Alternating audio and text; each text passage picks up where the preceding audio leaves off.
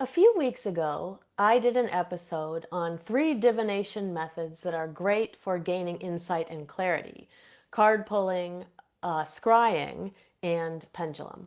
So tonight we're going to dive into 3 more intuitive, less structured practices: automatic writing, bibliomancy, and symbol reading. These are all great ways to tune into messages that are coming from your unconscious, coming from the universe, or coming from your higher self, and without ever using any tools at all. So whether you are looking for insight and guidance, a way to just release, or a way to tap into your own inner wisdom, there's going to be something for everyone in tonight's episode. So merry meet, Aislin, and this is Ask Aislin. Tonight we are here talking about divination methods for clarity, part 2. So this is automatic writing, bibliomancy, and symbol reading. So even if you missed the last episode, or I guess it was 2 weeks ago I did it, part 1, you'll still enjoy this episode. You don't need to have watched that one to enjoy this one, but I will drop a link to part 1 in the comments in case you'd like to go back and check that out later. So just saying hi to those who are joining us live. Merry meet, everyone. So I see Sonia's here and Labrina. Merry meet. Welcome, everybody. So if you are here, say hi in the chat. And we, as always, will have a Q&A at the end where you can ask any questions you'd like. It doesn't just have to be about divination, but if you do have any questions about this material tonight, drop them in the chat. I'll be watching the chat as we go. And leave a heart or a thumbs up somewhere in the episode, and that will help us get this out to the feed of more people. All right, so we are going to dive in, and I'm going to mention that the episode I did 2 weeks ago, we talked about card reading, pendulum, and scrying. We were at the full moon, and now we're 2 weeks later, and we are approaching the dark moon at the time of this recording, which is Tuesday, July 22nd. We are one day away from the dark moon, which is tomorrow, Wednesday, the 23rd, and then the new moon on Thursday, the 24th. So I wanted to spend a moment talking about why divination is particularly good at this time of the lunar cycle. So in the previous episode a few weeks ago, I talked about the full moon being a time when there's more clarity, right? The light of the moon shines clarity upon things that you might be wondering about, which is why divination is so good at the full moon. Now, on the flip side of that, at the dark moon, or anywhere in kind of the waning crescent period, divination is also extremely good because we have this slight thinning of the veils. We're just going to talk a little bit about the lunar cycles for those who are newer to this part, just so you get an idea of why divination is so good right now. But it is important to remember that you can do divination at any time during the lunar cycle. So let us just review a bit about what the waning half of the cycle looks like. So we have the waning gibbous moon that begins right after the full moon. So from full moon to third quarter, or sometimes last quarter, people will say, that is the waning gibbous moon. When we hit third quarter or last quarter moon, and we move into those final 7 days of the lunar cycle, we're in the waning crescent moon. Now, that is a time that is especially good for going internally. Sometimes people will notice in that last week of the lunar cycle that they may be a little bit more emotional. They may be more weepy. They may have more insights. They may notice more symbols and signs around them, which is why what we're going to talk about tonight is so useful at this time of the lunar cycle. They may notice more contact with guides or those who've crossed through the veils, again, because of that slight thinning of the veils that happens as we get closer and closer to the end of any cycle, really. In this case, the lunar cycle.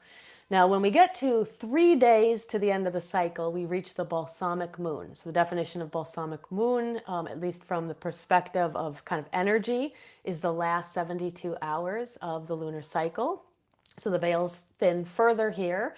This is a time when people may really go internally. They may feel like they don't have a lot of energy. To me, this is a good time for people to take time off of work, or at least take a little bit of space for some self-care. When they start to feel their own energy dwindling, our society forces us and pushes us to keep working, keep going, as though our energy is the same every single day. But when we start to experience that lessening of energy, this is the time for us to take breaks when we can. If we're able to take a day off from work, this is a good time to do it. Now, as we move through that balsamic part of the phase, we eventually come to the dark moon, which is the final day of the lunar cycle right before we switch over to the new moon. So I think of this, I always use this analogy of the menstrual cycle. So we have a menstrual cycle, those of us who bleed have a menstrual cycle that will purge us of blood physically, but also purges us of energy that's stored in the womb. Once that is gone, we have now this open container where we can now fill it with new intentions, right? So in the case of this physicality, it would be to get pregnant. But if we think about this and apply this to kind of our energy just as we move through the lunar cycle, we can think of this as the kind of the final 7 days of the lunar cycle into the new moon. So it allows us this time to purge ourselves of energy that isn't really serving us, right? So at the full moon, we can set the intentions, we can fill the cup back up with the new stuff to replace the old stuff that we got rid of. Now, at this time, because of this thinning of the veils to release the energy, anytime we're at a space where we can really do some good releasing, we're also going to have a thinning of the veils. The thinning of the veils means that it's good for insight and divination. So that is why we are here tonight talking about these more intuitive, kind of less structured practices. Not to say that we can only do these during the waning half of the cycle or near the dark moon, but they are especially good right now because of these intentions that are aligned to this part of the cycle, like releasing, reflection, and integration. Integration, you may see that pop up as an intention around this time of the lunar cycle. Maybe you don't know exactly what it means. Integration is usually about how we take the things we've learned and we apply them to our own lives. Like, how are we going to integrate that into who we are, who we're going to become as we continually are evolving spiritually. So instead of building towards manifestation, like we're doing during the waxing half of the cycle up to that peak of the full moon, we are instead during the waning half of the cycle learning how to let go of what is no longer aligned. And that is where this all comes in. So we can ask questions in our divination. What am I ready to release? What am I not seeing properly? What would, when the veil's thin, what can I be unveiled around? Like, so that my eyes are uncovered so I can actually see some truth that maybe I have not been able to see until now. So during this, we can identify things that are going well. We can identify things that are not going well. We can identify maybe patterns that we've started to outgrow. And the beautiful thing about the lunar cycle is that it's not like you just have this one moment to do it. The lunar cycle is happening every 29 and a half days. So you can let go of a little bit right now. You can gain some clarity right now. You don't have to gain all of it. We're certainly not expecting to know the answers to everything. And then we have that chance to do it again in 29 and a half days when we get to this point in the lunar cycle again. We can also gain clarity into what our intention should be as we move over into the new cycle when the new moon comes. What is the new intention? Maybe we don't even know that when we're here at the end of the cycle, and our divination can help us figure that out as well. We can get clarity on any energetic or emotional loose ends that we need to tie up. So these 3 techniques that we are going to talk about tonight are particularly good, like I said, for this part of the cycle when we're trying to be maybe a little less structured and a little more intuitive.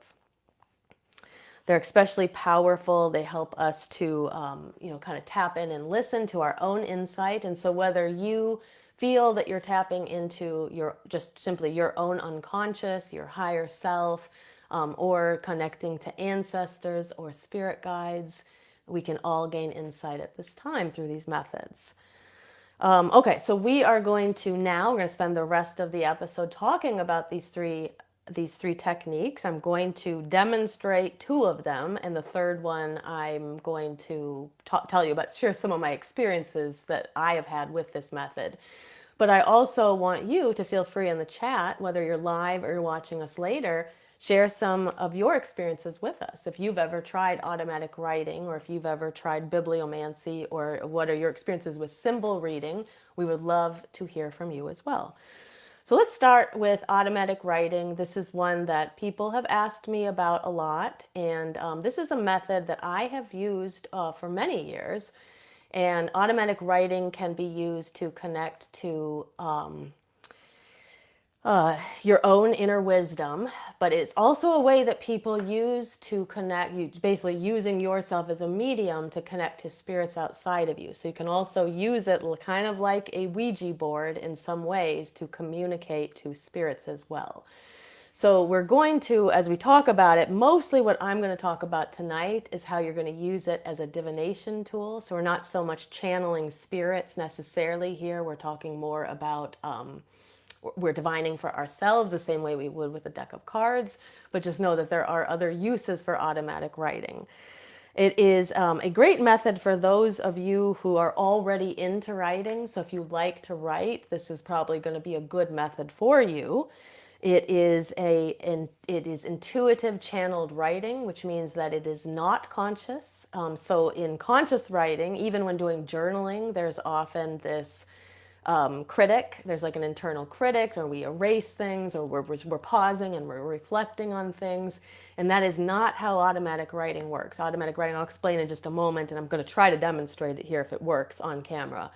But it is very unstructured, it's very intuitive, and there's very little conscious thought whatsoever that goes into it. And just pausing to say hi to a few more who are joining us. I see Chelsea and Aislin are also in the chat. So merry meet, everybody, and let us know if you've ever tried automatic writing.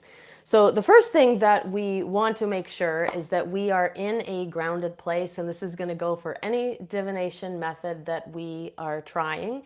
If you have heard things about automatic writing that makes you feel wary of it, I would suggest also doing some kind of protection, and just burn a protection candle, or just make sure you've got your protective sort of force field around you.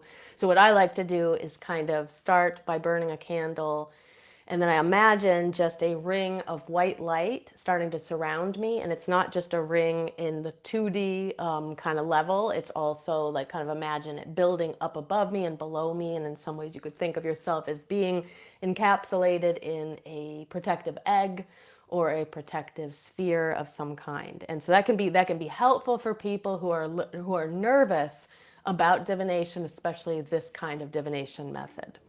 But the grounding is really going to be your key here. If you come to, we talked about this in great extent in the previous episode about divination methods, where if a person comes to divination upset, ungrounded, scattered, that is the result that they will usually see. So clarity doesn't usually come from our scattered energy. Our clarity comes from our groundedness. So it's really important that you take that time to ground. So that probably to benefit yourself the most, you want to have a daily grounding practice, even if it's as simple as closing your eyes just for a minute and doing some deep, even breathing. Better yet, some breathing where the exhale is longer than the inhale. That will help bring your central nervous system down and works as a grounding technique. Other things you can do is imagine dropping your roots down from your seat or down from your feet if you're standing, and letting those anchor down into the earth and below you. And even just a 1-minute simple meditation like that can be enough to ground a person, so they're going to get more out of these divination methods. So always starting with our grounding first.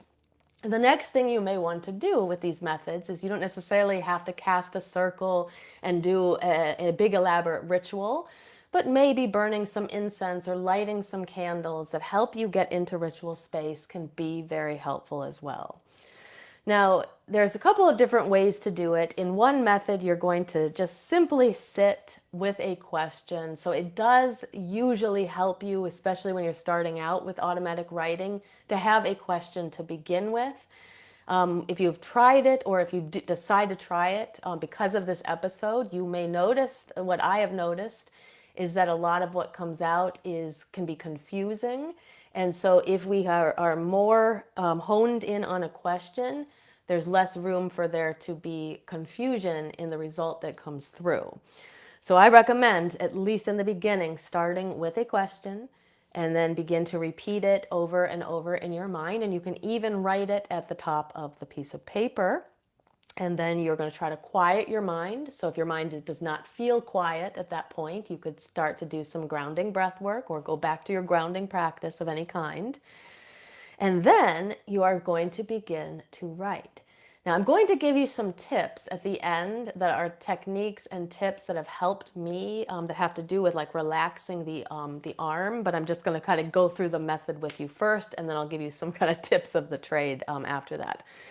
So you're going to begin to write. You're letting the words come out of you without editing, and that is the most important thing. So sometimes people are very, even if we don't think we are, we can be very controlling of what outcome we want or what outcome we expect. And so it's really important to kind of release our expectations here and just let your hand write, even if it doesn't make any sense. So some people may experience experience this, like I said in the beginning, as coming from within them, and some people may experience this as coming from outside of them. So whether that is higher self, which is inside and outside of you, or that is spirit guides or ancestors or even spirits around you. Some people experience it as coming outside of them. At the end of the day, it doesn't probably really matter where it comes through, where it comes from. What matters is what's here in front of us, and then are we able to interpret it? So I think that for me, this is a type of divination. This is probably the second one I've tried. I started doing automatic writing when I was very young, and I am certain that I was channeling spirits. I did not even think of this as a divination method at all. So I did tarot primarily in the beginning. That was kind of my go-to with divination, and then I would do automatic writing, and this was me channeling spirits. But if we can start with a clear intention that, I want to tap into my own inner wisdom, that's where I would begin with this. So think about a question like, what am I ready to release? That would be a good one aligned with this time of the lunar cycle. Or what do I need to understand about this situation, rather than just coming in as a blank slate? And then you're going to take a few deep breaths. And like I said, then you begin to write, and you just let whatever is coming out come out. Now, if you find that nothing happens, which is possible, so if nothing happens, and it's probably more likely than we think, so this may happen to quite a few of you, nothing comes out, then what you're going to do is you're just going to write, I don't know what to write. And you're just going to keep writing, I don't know what to write, until something begins to come out. Now, the flow will tend to take over at some point if the first session is unproductive. I wouldn't go past a few minutes if nothing is really happening. Then rather than get frustrated, I would just sort of close it for that night or that day or whenever you're doing it, and then I would try it again. But you want to let your hand just move freely without censorship. And don't worry, because most of the time it won't really make sense to, eventually it will probably make sense to you as you start to see patterns, but an outside person may only see this as scribbling, and that doesn't mean it's not working. So that's the key with automatic writing. These are very intuitive, unstructured kind of practices, which is why they needed their own episode. The pendulum, it's very clear. It's either moving, once we learn how to use a pendulum, it moves one way or the other. And as long as we know how to use it, we're getting messages. Cards, we pull cards and they're there. Whether we understand them or not, the cards are there in front of us. The problem with this particular method is that it's so unstructured that we may not at first understand anything that's coming through. So you have to be really, really patient with a method like this. If it becomes important to you to try it, you want to try to be really, really patient with it. Eventually, what you may find is in the midst of all the scribbling, you may eventually see symbols, you might see phrases, you might see words, or you might see themes that seem to go from one session to another session. So you may have to do several sessions of this before those patterns start to emerge. So again, this is where your patience is going to come in. So here are a few tips that I would like to share with you that I've kind of learned along the way. So the first one is to manage your expectations, like I've said. So it's really important to understand that you may not be great at it at first. It doesn't mean that it's not working. You may have to do several sessions of this before you start to see the patterns emerge. Ask your guides or call on your guides or your higher self, or if it feels better to call on something outside of you, like your guides or your ancestors, ask for them for help. Ask for help from them first, and set that intention that they are going to help you channel these messages that are coming through. And sometimes that can be enough because we have a relationship with our guides or with our ancestors, and we have trust built with them. And then that may help you have the confidence to start to kind of do this without second guessing yourself. Write with your non-dominant hand. So if you're having a lot of trouble with your dominant hand, because your dominant hand has this muscle memory in it because of you've written so much throughout your life, but your non-dominant hand doesn't really have that muscle memory. And so when a person is having a lot of trouble with automatic writing, I often say put the hand in the non-dominant hand and see if more comes out that way. Start with free form writing first if you are really having trouble. So if you're really having trouble with like the prompt, so let's say we started with a prompt and we said, what am I ready to release? And just nothing seems to be coming out, or your hand's not doing anything at all. It may be better to just start with free form writing. And you don't even have to think of that as automatic writing. So one of the things that we have done in our Shadow Seekers membership is we had a month where we were really working with creativity, and we did an exercise called morning pages. So morning pages and automatic writing are not the same thing, but the techniques of morning pages can lead a person to get good at automatic writing. So what happens in morning pages is you do a set number of pages or set amount of time of unstructured writing, and you just let your hand, you just write, basically stream of consciousness writing first thing in the morning before your mind has even woken up. So there's part of this, we're kind of tapping into the unconscious, so it's not a stretch to go from this to automatic writing eventually. But in that space, when you're first waking up, you haven't gotten your coffee yet, you've really barely even opened up your eyes, you're still laying in bed, and you begin to just write for a minute or two, or a page, or 2 pages, and you just write anything that comes to mind while you're still half asleep. And that can actually be a good exercise that eventually leads someone to get better at automatic writing because you're practicing it over time. So that free form writing practice can help if you're having trouble. And then the other thing is that you want to practice. So this isn't usually something that a person is just good at right away.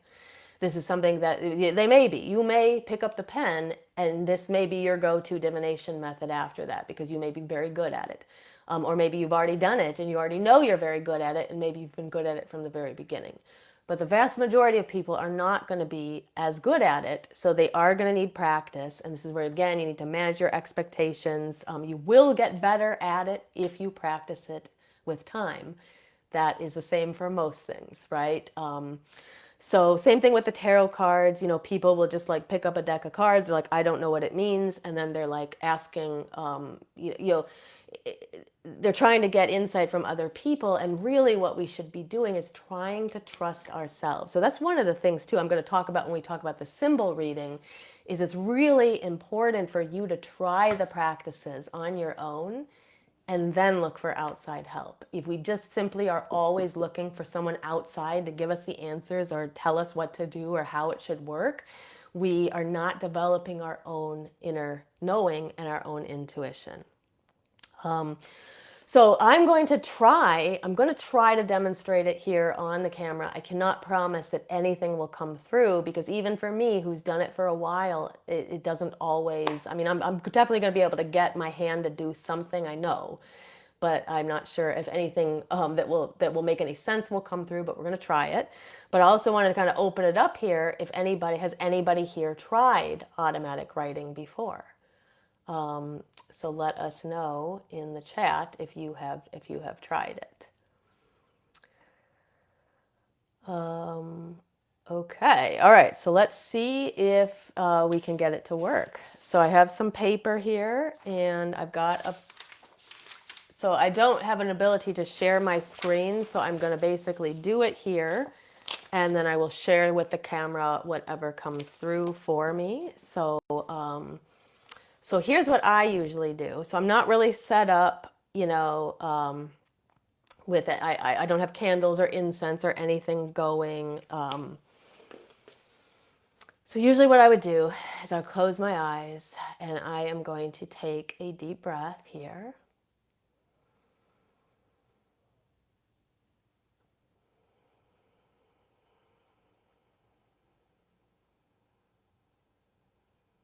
Okay, and then I'm going to start with a prompt.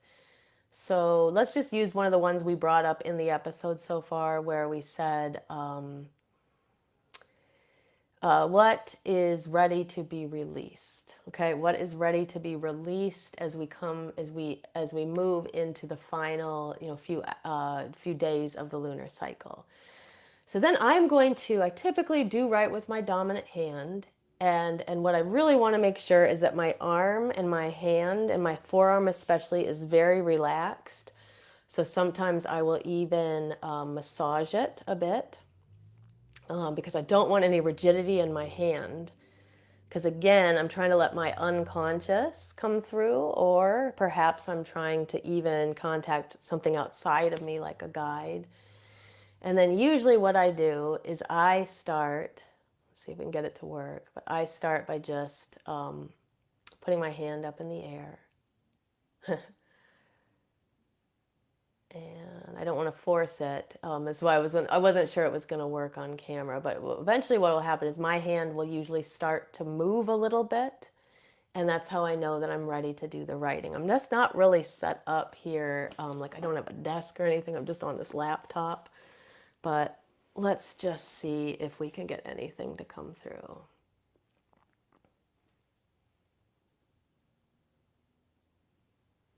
I usually close my eyes.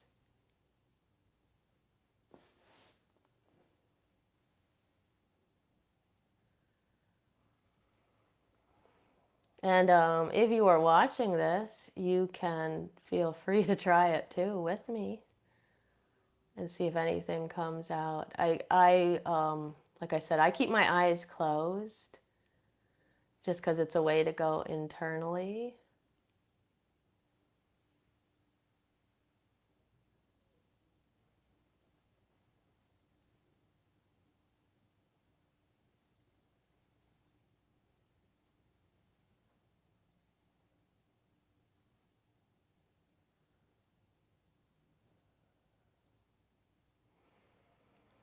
And so I'm just going to show you. So my hand has done this so far. Okay. So again, it's going to take some time, can take some time to interpret it. And if I was really doing like a real session of this, I would probably be putting aside 30, 40 minutes to do it, because this is just the beginning. When I've done it in the past, I've had 20 pages of paper like this, and some of it won't show me anything. And again, my question was, what is ready to be released?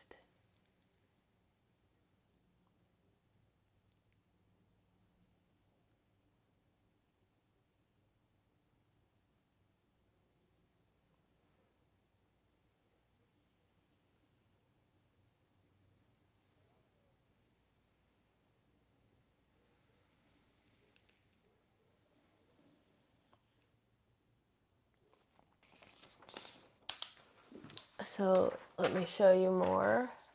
So this is more of what's come through. So again, I'm not able to quite interpret this yet. So this is where my session would then continue to go on. I might continue on this piece of paper. I might at this point take another piece of paper. Let's just try it for just a tiny bit longer and see. Now I'm a little warmed up.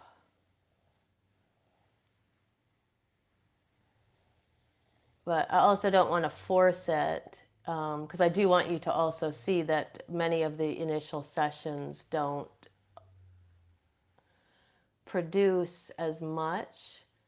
It's when you watch it and you do it over and over again, and then you try to find the patterns that emerge over time. So it just feels like some scribbling to me right now. Okay. But we can feel free to move it around and kind of look at it in different ways. And then this is where we're going to be talking about symbol reading in just a bit, but this is where kind of reading symbols can come in. So I see like perhaps like right here, there's like maybe a heart emerging. So it might be something about a heart, your heart. And remember, this is my session. So something about, I asked what was ready to be released. So maybe something that's heavy in my heart. It could be a bee. I have also right here this little shape right here. I would notice if that was coming up more often. When I did this, probably the most recent session I did it, and I said, like I said, I would do it for like 20 minutes. And one of the things that kept coming through was like a heart over and over again. I didn't ask a question like what's ready to be released, but a heart kept emerging as a pattern. So it was something that was connected to a matter of the heart, but that was a symbol for me to then kind of watch. What was interesting though, and this just came, I wasn't actually planning to share this story earlier, but I was doing automatic writing in here, and it was on during a dark moon ritual, and I had a whole circle cast, and I had some candles, and at the time I had my hair down. So my hair, when it's down, it's like down to here. And I was doing the automatic writing, and a lot of what was coming out looked kind of like this kind of the scribbles, and then I'm trying to over time see any patterns that start to emerge, and eventually the word peligro was written out very clearly on the piece of paper, peligro. And for those who don't know, peligro means danger in Spanish, or caution. And just at that moment, I was kind of leaning over, and my hair caught on fire from one of the candles. And maybe because I had written that out, I was like quicker at it, but I was able to put it out really quickly, and I only lost a little bit. I barely lost any of my hair, but it was like before I could get it out, like, I could see the fire here on my hair. And so it's kind of interesting. So where did the message peligro come from? Did it come from me, from my unconscious, from my higher self, or did it come from somebody outside, or that spirit that was in the room the other day when we were using the pendulum? Who knows? But anyway, I would love to hear about your experiences with automatic writing and how it works for you. And let's see, it looks like some people have actually. Taliesin said he's never tried it but always wanted to. Nancy says she's tried it, and she even used a typewriter once to do it, and it worked well. And that's the other thing too, is that you can adapt this absolutely. A typewriter, you can try it with a keyboard, as we on your computer, as we evolve into the future. It doesn't mean like you're going to hear when I talk about the bibliomancy, you don't have to use physical books anymore because we have technology. So using the keyboard can also work, or a typewriter. And then Sonia said she has tried it. She ended up with scribbles and a few dots. But I think that, you just want to keep going at it. So if like when you tried it, like sometimes what people will do is, they try it once like this, and they're like, oh, well, nothing happened. I actually think, this is literally me just doing a minute, and a session really should be like 20 minutes. But I'm not going to sit on camera and do it because we have other things to talk about tonight. But eventually, I would assume, I'll probably try it later, maybe I'll share some of what comes up, but eventually patterns will start to emerge, and so we just don't want to give up right away. Chelsea said she tried it years ago, once or twice. She said it worked, but doesn't really remember what was written, and she was using it as a channeling tool, not as divination. Yeah, exactly. So you could use it as a channeling tool to try to channel with spirits who are near you. And then Taliesin said he'll try it, but casting a circle first. And yeah, absolutely. And you can absolutely. And I would recommend anybody who is like feels a little weary of doing it, wary of doing it. I would recommend casting a circle and doing like any of your protective methods, especially if you're doing it as channeling. Um, okay. And Sonia said it's a kite, and I don't know if she meant my drawing or you meant one that you had done. But it's always interesting to see what other people see inside of the things that we get, the results that we get.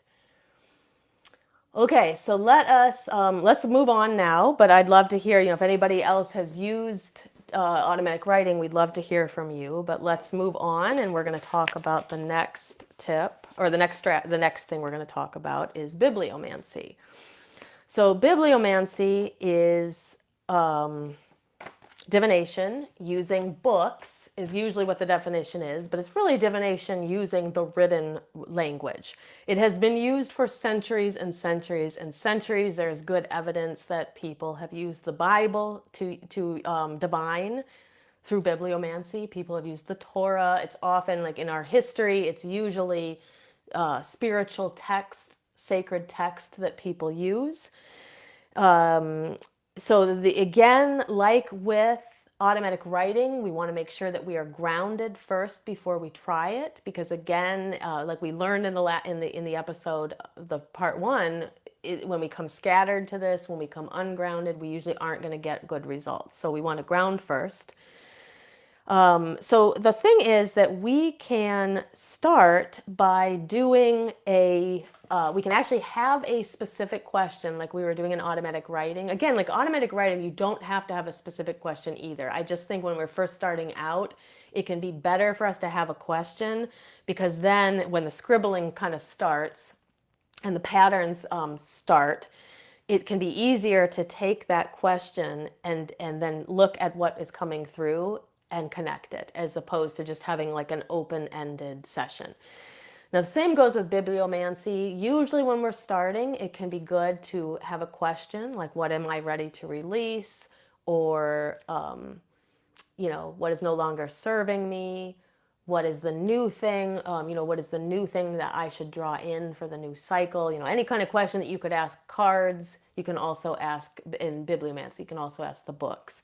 But you can also do a cold reading with bibliomancy, where you just simply go and open up a book and you're looking for insight, nothing particular, but just some type of insight. So here are a couple of other questions we could ask during bibliomancy. What truth do I need to hear right now? So maybe there's a truth that is somewhere in our unconscious, but it hasn't made its way to our consciousness yet. So what truth am I ready to hear right now? What message will help me release what no longer serves me? So maybe we know what we need to release, but we don't know how. And maybe a message through bibliomancy could help us. So you want to hold that question in your mind when you start the session. Close your eyes, and then a couple of different ways this can work. So you can stand in front of a bookcase, and you can choose a book at random. Or you could choose a specific book. So for example, maybe you want specific types of insight to come through. So like if you want more poetic messages, a book of poetry like Emily Dickinson or Rumi or any other poet, that could be a great place to get poetic messages. If you want messages that are more archetypal, you could get a book by Joseph Campbell or Carl Jung, or just a book on mythology, and then we'll have more archetypal messages coming through. Another thing that people often don't think about, but you can use bibliomancy with a tarot guidebook. So the guidebook that comes with your tarot deck, perhaps you want to try something different and you don't just want to pull cards. You can go to your tarot guidebook and you can perform bibliomancy and see what comes out of that book. So once your book has been selected, you will open it up to a random page. And then what I would do is I would close my eyes during all this, kind of select the book from the bookcase if I'm doing this method with my eyes closed, open it up to a random page, and then scan your finger down the page until it feels ready to stop. And then you look at that line or that paragraph that your finger has stopped on. Now, alternatively, what you can do is you can, earlier, before you do any of this, you can say, I'm going to turn to page 87 and I'm going to read lines 5 through 6. So you could, or you could you could use a random number generator to come up with a page number and then a line number on that page. And you could do it that way. So there's a lot of possibilities that don't just, it doesn't have to just be done one way. But once you have honed in on the passage, you then will read that sentence that you have come to, and you will see what the message is. So you can interpret it in a lot of different ways. So, at the literal level is going to be different than at a symbolic level. And then if you have already created a question, it can also connect to that question. So this, like many methods like it, operates under the law of synchronicity. So the law of synchronicity uh, tells us that there really aren't things really aren't coincidental, and that when we set an intention out into the universe responds in a certain way. Now, it doesn't mean that we will be able to interpret it correctly all the time, but it will respond to us in some way. So when you ask the question and you set the intention, you're going to the bookcase, the universe will provide you with exactly the book and the page number and the line number that you need. So the message may be symbolic. It may not be literal. So it's really good to kind of remove yourself from the literal kind of meaning of the message, unless when you read it literally, it's exactly what you need it to say, or it answers your question in some way.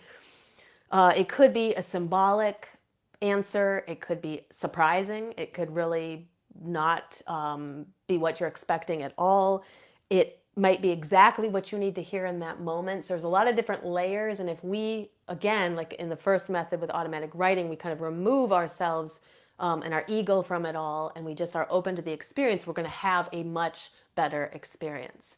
And the other thing is managing our expectations too. It's not like we're going to come in and understand it completely every time. It may take practice and time, just like any of the other divination methods. So here was actually an example that I heard from someone using it. So I don't use bibliomancy a lot. I think it's fun, but it's not one of my go-to methods. But there was someone who used it a lot, and she had asked a question about a crossroads. She felt that she was at a crossroads, and she wanted to know kind of what to do at this crossroads. And I can't remember the book that she picked, but the line said, "The road is not clear, but it is calling."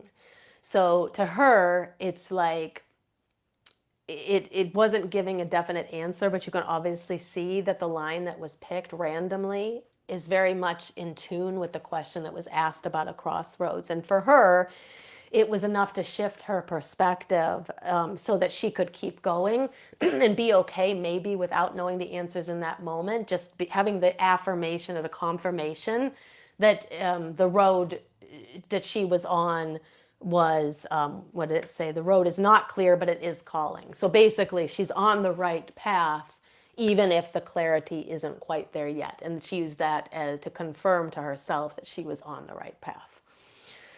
So if you, another thing too, like I was mentioning, so like we can adapt this to more modern devices and things as well. So you don't necessarily have to use a book. I personally think the books are great to use. I think it's really fun to use it the way that our ancestors might have used it, centuries ago.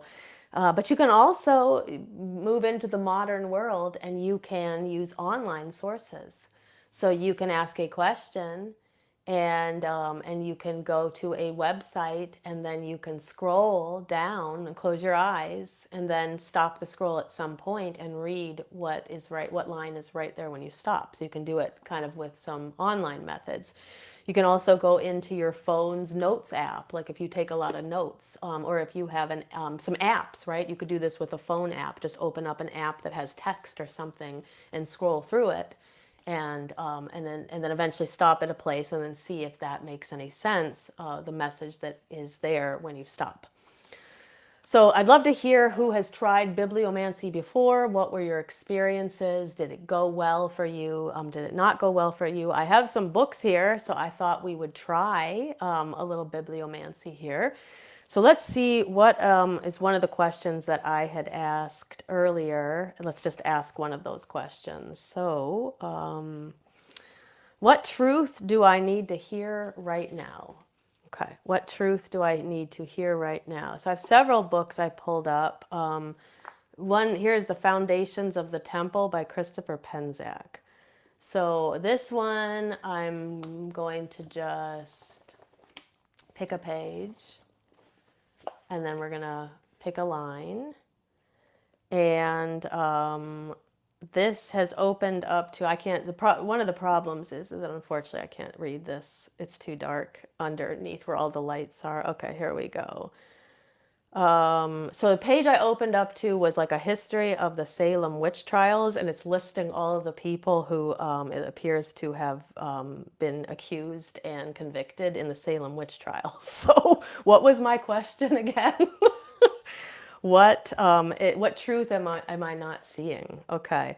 So I'm not really sure how to interpret this one. It brought me just to the name Sarah Wilds, July 19th, 1692. So let's try it again. Not to negate that, but I don't know if that's necessarily the truth that is being revealed for me right now, unless it's something about being persecuted. Because this is a page I opened to was about people being persecuted for their beliefs. So it could be that maybe there's something I'm not feeling like I'm being treated fairly in a situation.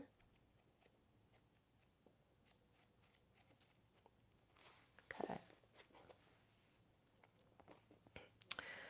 Okay, so this says, I'll get to the beginning of the sentence. Through the resolution of paradox, we claim a place among the mighty dead of the timeless tradition and find our own path of ministry. So I would then probably sit and contemplate it. So again, I'm not really sure what that necessarily means to me. We take our place among the mighty dead. My question is, what is the truth that is not being revealed to me or I'm not seeing right now? If anybody has any insight into what you think it means, let me know. I'm not sure what it means for me. It's not really, like I said, sometimes the answers are unexpected. They're not really what we were expecting. So let's see here. Chelsea said there's a great scene in the haunted house movie, The Changeling, in which a medium uses automatic writing. Yeah. There's some really good scenes. I've seen people using it too. And sometimes they're very dramatic, and then sometimes they show it really well. Sonia said she would try it in church. She said, before I was eventually told that it was a form of divination and that it was a no-no. She said, but I got to a point I would open it to the first scripture of the discourse within a few pages or right on. Yeah. So I think that what's interesting is that, like I said, it was used by people, by Christians, would use the Bible to divine through bibliomancy. And so at some point, divination gets this bad negative rap, and then you're told that you're not allowed to do it. But to me, it's a really great form of divination. Taliesin said, I asked what I need to give up, and said I would point, and ended up being my last name. How interesting. So that can be one like, he said that came out confusing. I opened up a random place, eyes closed, and pointed to my last name. Strange. Yeah. So, I mean, is there any, have you had any thought about giving up your last name or giving up your name? Something like that, or changing your name. Chelsea said she hasn't done bibliomancy in a while, but she's going to do it right now. I'm going to do, before we move on, I will do it one more time. So let's see. Let's take another book here. Part of the problem is like I can't see well. It's dark. Like the lights are up here, but down here it's very dark, and I just can't see very well. But we are going to open up. Okay, let's use Starhawk's book, A Spiral Dance, and This time I'm just going to let a number come to mind, 87. So page 87. And then from page 87, I'm just going to scan. I'm just going to move my finger down the page. Okay, so she says here, correspondences may differ in varying traditions, and interpretations of symbolism may not always agree. And then it says the following are the correspondences used in the fairy tradition. And then she goes on to talk about the correspondences of like the directions to the different elements. So that's kind of interesting, though, because we're about to move into symbol reading. And I think that's very important is that interpretations of symbols may not always agree. And it's actually a very good segue into this next section because I feel that one thing that can get in our way of interpreting symbols is going and asking other people what the symbols mean before considering what they mean for ourselves, or just going to like a symbol journal or a symbol dictionary, or just going online and Googling, what does what white butterfly mean or something like that. So let us segue into symbolism now, but you get the idea of how bibliomancy works. And again, like these practices, they're hard to do online like this with the camera running and us only doing them quickly, without I haven't really grounded very well. I'm kind of scattered because I'm talking. But the idea behind it is I would take 20 or 30 minutes probably to do a session like this, where maybe I would do the automatic writing and then some bibliomancy, and I would spend time really thinking about what is coming through. But let us segue into symbol reading on that note, that the symbols may not always agree according to varying traditions. So what is symbol reading? So it is an open, intuitive process of divination, and it uses signs and symbols outside of the person in order to gain some kind of meaning. So the signs and the symbols can come through your dreams. They can come through nature, like observing animals, plants, or weather patterns. They can come through random objects or patterns that you see. If you are somebody who practices like more kitchen witchery or green witchery, you may like to burn herbs, for example, and notice the shapes that are made in the smoke. So that would be another way to do symbol reading. You may notice shapes that are formed when candle wax melts.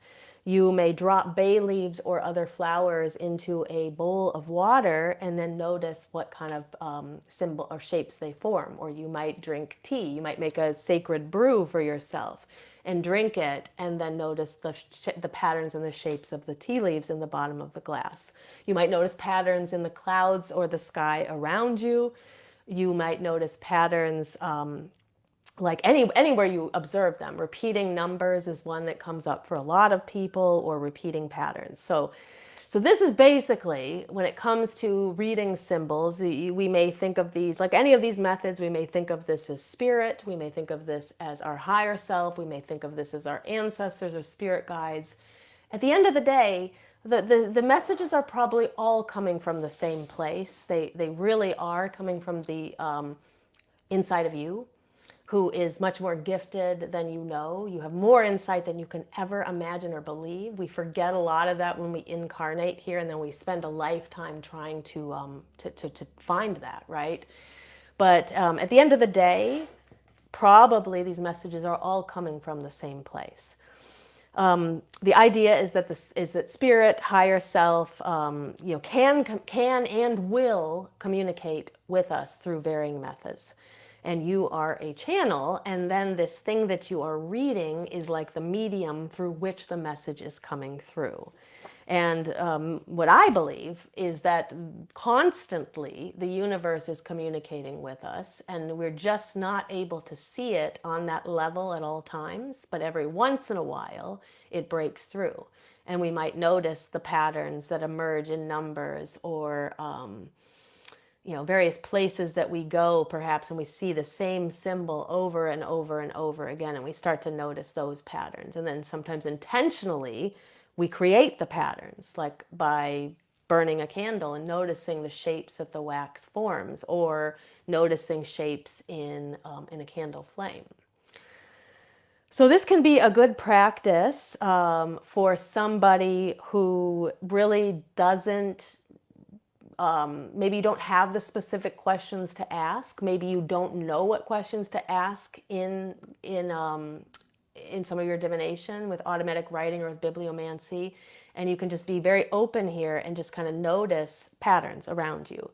Just simply being open to receiving guidance from the signs and symbols around you will make you better at doing this. So here are some of my tips if you want to get good at symbol reading. So the first thing, like I mentioned already, this is probably the number one tip, is do not immediately ask somebody else what it means. If you have not spent time contemplating yourself, please do yourself a favor and do not go online and Google it, and don't go into a group and immediately ask somebody for help. Really restrain yourself and see and sit with it, contemplate it, maybe even walk around with it for a day. What did that symbol mean? What did that pattern mean? What is the universe or my guides or my ancestors trying to tell me? Relax and manage your expectations. So this goes for all of these methods. We just need to relax and manage our expectations. We probably won't be great or perfect at this right away, and it can take time to get good at it. Create your personal symbolic dictionary. So symbols are going to be important to certain people in certain ways and not for others. And this is why, I stress, don't just immediately go ask people or look at a symbol dictionary, because one symbol may mean something to somebody else, the person who wrote the symbol dictionary, and may totally mean something different for you. So for example, a very powerful symbol for me is the sign, is a hummingbird. So if I were to Google hummingbird, let's just do it right now. Hummingbird meaning, okay? Intelligence, beauty, devotion, and love. Despite their small size, these birds are admired for their fighting spirit, resilience, and strong territorial defense. Hummingbirds are a symbol of good luck. Okay, so I read all that. That's great. Intelligence, beauty, devotion, love, good luck, and fighting spirit, resilience. All of that very great.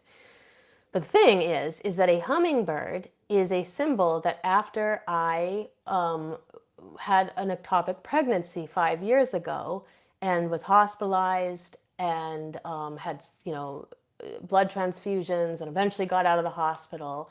I ended up losing the baby during all that, as happens in an ectopic pregnancy. But the hummingbird was right there when I got out of the hospital, and it's been right there ever since. And I very deeply understand that the hummingbird is a symbol of my spirit baby, of a baby for me. So when I see a hummingbird, that is a very special symbol to me. That doesn't mean, in a generic way, it means love, right?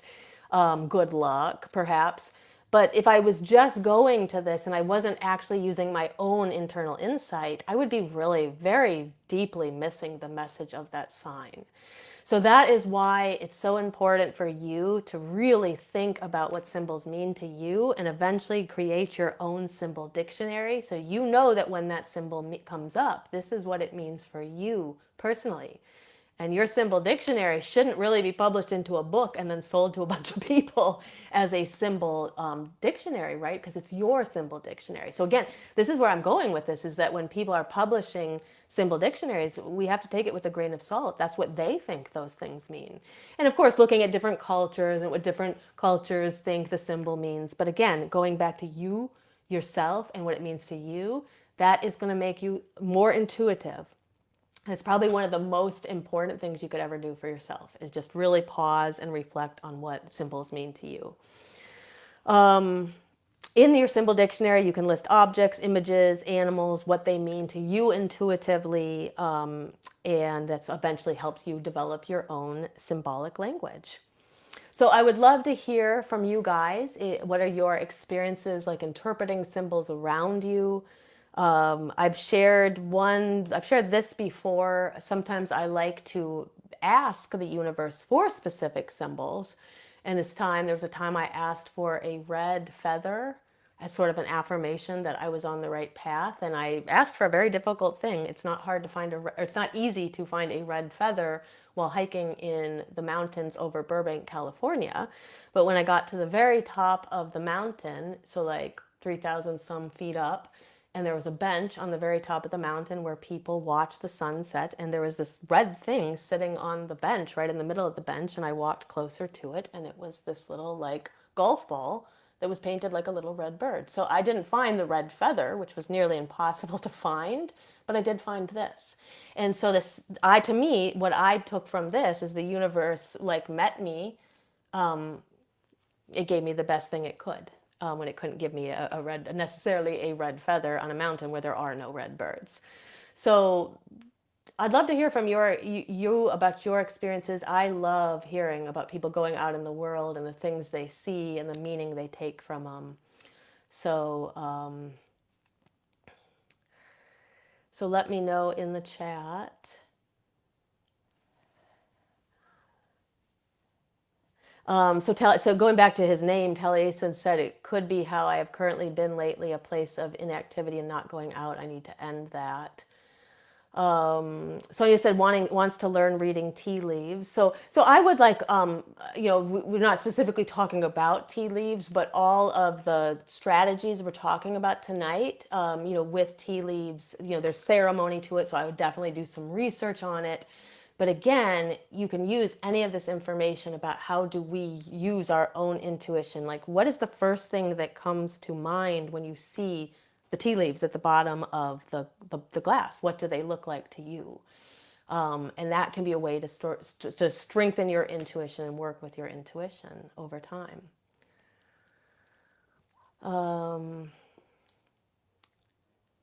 And Sonia said, this is such a different way than I was raised with. Do not lean upon your own understanding was the scripture that came to my head. And sometimes it will be something. So sometimes the messages are very surprising. It's not what we're expecting at all. Taliesin said, last one was I was protecting the house and 3 turtle doves were sitting outside on my chair. It was a sign of protection for the goddess for me. Yeah. And somebody else might have looked at the 3 turtle doves and got a totally different message. So, and it's the message that comes through for that person. That is the important thing. So I hope that my goal with this episode was just to kind of talk about some of these methods of divination, open you up to trying them. Like I said, again, many of these methods require you to put practice into them, try them. If you are watching this live or in the next day or two, we're at a great time of the lunar cycle because we're right here at the dark moon. So try some of this in one of your rituals, or just, some night you got some time and maybe you normally pull cards and you decide to do a little bibliomancy or a little automatic writing, or maybe burn a candle and then try to interpret any patterns in the wax afterwards. But let us know how these strategies go for you, or these methods go for you. I always love to hear what your experiences are. So I'm going to move on. We're going to kind of wrap up the episode now. And I just had a couple of questions here. I just wanted to talk about this one. So Aislin had left a question for me. She said, I need to know how to be more methodical and more tied to routines in witchcraft so I can be more organized in the way I think and I practice. So I think that what Aislin is asking about is kind of how do we set up a regular spiritual practice or some kind of a routine. And so my best advice for you is to follow some kind of pattern. And so one of the easiest things to follow is just the lunar cycles. So starting on the new moon and moving through the rest of that cycle, what I like to do is just to honor where I am at in the lunar cycle by lighting a candle. So I will anoint it and I will dedicate it on the new moon. And then I will light it every night during that lunar cycle, a little bit each night. And it kind of honors my place in the lunar cycle. And it allows me to do something every single night, even if I don't do anything else necessarily towards my spiritual practice that day. At least I did that simple act of lighting the candle. I think that too, when you start to do it subtly, you are also beginning to pay attention to the energy that is going on in that cycle. So like the next thing I would recommend is, if you've never if you've never done a moon cycles journal before, if you've never tracked your energy and how you're feeling through the course of a couple of cycles, that would be something you could add in with lighting the candle. Is you just have a little practice every day. You look up the phase of the moon that we're in. You can even look up the sign that we're in at that time too. Jot that down. Jot down a few words about how you're feeling energetically and emotionally and physically. And then begin to track that. And that is then starts to sync you better with the cycle. And I think that you're going to find that it then creates a routine. And then what I would do is I would set up some small daily or almost daily practice, even if it's just 5 minutes, even if it's just lighting that candle and doing a bit of candle gazing for 5 minutes. You've done something, and that is enough to shift everything for you. And sometimes what will happen is people won't even try it because they're like, it's so small, it's not going to make any difference. And then what they're doing is they're not even trying it. And then they're just spiraling, not doing anything. And they're like, well, I can't create a routine or a method. But really, if they would just try this really small, simple practice, it would get them started. And then it's funny how it works. The universe helps you find the time to start to build on it after that. So that is my best advice, is just setting up something very small and linking it to the lunar cycles, like a candle and just like moon cycle journaling, and then allow it to organically build from there. So I hope that helps. And Tracy had also asked a question about being better organized with her notes. She said she has 3 notebooks full of tips and spells. And so she just wanted to know how to be a little bit better organized. And then she also said, and what time of day is a good day for a routine. So it's kind of a similar question, also asking about a routine. So one thing about being better organized with your notes is, if you have the 3 notebooks, what you may find is over time they do get disorganized because you're putting everything in that notebook that you're learning at that moment, but the stuff you may be learning may be about a bunch of different topics. So what I would recommend is using binders with loose leaf paper, and then as you are writing, you can reorganize them later into a binder that spells, and a binder that is lunar cycles, and a binder that is the Sabbats. And if you have already started and you're just in a notebook, you can always cut or rip those pieces of paper out, and you can start now, from this moment on, you could start doing it in binders, which are easier for you to reorganize your material. And another option that sometimes people overlook is doing like an online book of shadows, where you then can edit things. We don't have to stay, like, I love writing in, by hand. But we don't have to necessarily stay doing that all the time. And for those of you who've struggled to create a book of shadows or a grimoire or something by hand, consider creating an electronic one, and that might be enough to shift your ability to do it. And then what Tracy was also asking about was a good time of day or a good day for a routine. Well, first of all, I would try, like I said in the last question, I would try to create a daily or almost daily practice. There is honestly not a good or right time of day to do it. One of my best pieces of advice for you is really working to figure out when is the time of the day that works best for you. Some people, it's early in the morning, right when they get up. Some people, it's right at the right at the end of the day, right before they go to bed. For some people, it's in the middle of the day because they have a lunch break from 12 to 1, and they eat their lunch and they don't have anything else to do, and maybe that's the time that they find time to do their practice. So the best time of day to do your practice is going to be the best time of day for you. And so if you're struggling to find a time to do it, and it's not working for you in the morning, and everybody's telling you, oh, you have to do your spiritual practice first thing in the morning, oh, it's BS. There's no right or wrong to this. You can do your spiritual practice any time of the day that you want. You just need to find the time of the day that works best for you. So take time to find that, and eventually, I think you'll settle into a routine that works for you individually. So I hope that helps. And One final question. Diane had asked about a shadow work journal, and I had shared this one with her when I answered the question earlier. This is the Shadow Work Journal and Workbook by Victoria Stevens. I'm only sharing this one because I've actually own it and I've looked through it and it's decent. I'm not going to say this is the best thing in the world, but it's okay and it will get you started on shadow work if you don't have anywhere else to look or go. One of the alarming trends I've noticed online is about 3 years ago, this was the only shadow work journal you could find. Now, last year I Googled, there was like 25, now there's 100. And most of these are being created by AI. People are, it's, I don't know, we're going to have to figure out something about this AI publishing books that are completely written by AI. But they all have the same cover. They all have the same stuff inside of them. People are just have discovered they can write books with AI, and they're publishing them now. So where I'm going with this is you got to take it with a grain of salt when you. It is good to ask. Like for I physically have the book. I can tell you this one is okay. I can't say that about any of the other ones online, though I do periodically order them so I can either recommend or not recommend them to people. But what I would say with so many of these journals out there inundating the market, I would just look at the reviews and find some that have a lot of reviews, and they seem to be genuine reviews, and go from there unless you can find somebody who can recommend one. So anyway, this is the Shadow Work Journal and Workbook by Victoria Stevens.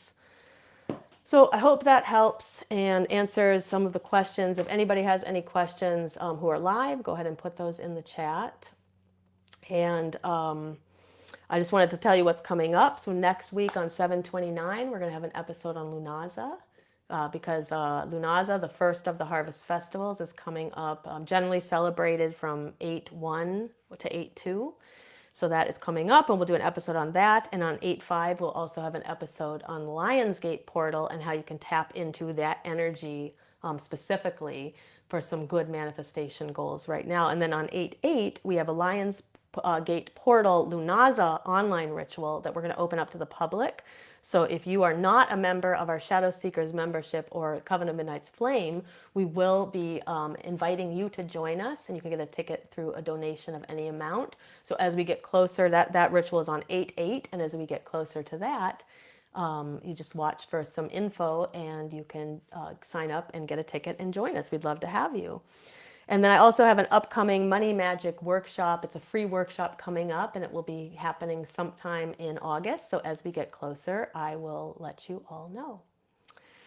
Okay, so I am going to sign off now. It's been a long episode, but if I missed any questions from anybody, I will go ahead and answer those after I turn off the feed. And I'll make sure to leave a heart or a thumbs up somewhere in the episode to help us get this out to the feed of more people. And make sure to subscribe to our Body, Mind, Witchcraft YouTube channel if you haven't already. And that way you will never miss a single future episode. And until next time, happy dark moon and blessed be.